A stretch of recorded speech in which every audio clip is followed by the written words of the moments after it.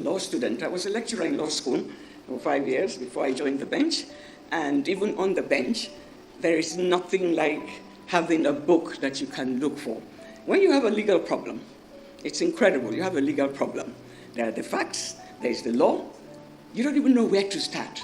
How do you fit this? How do you fit this? Because if you like, let's take bail.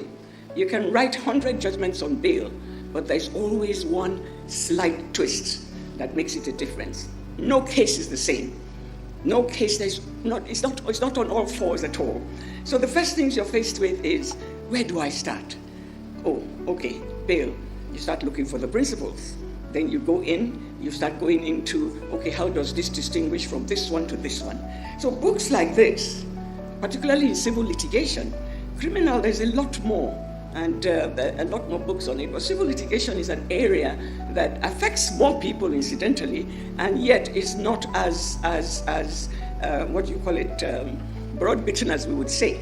So when you get to, I always have books like this by my side. Always, I start with them. It gives you an indication of where to go. When you find where to go, you go deeper and deeper, and then eureka, there you are. You find a solution to the problem that you have. All our lives, law students, like whatever we are, once you're a lawyer, research is part and parcel of your being. I have 4 children. None of them, all of them refused to study law. They said they couldn't. When we go and be all that reading, working all the time. Because your brain is racing. Your head is, you're working around the clock. There's no night, there's no day. And then you have to have an analytical mind.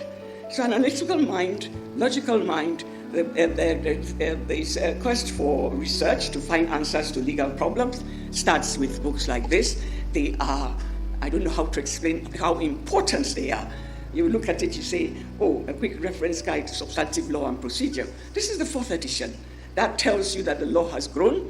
That tells you that there are more principles to add. That tells you that there's so much more to learn that we all need to be acquainted with.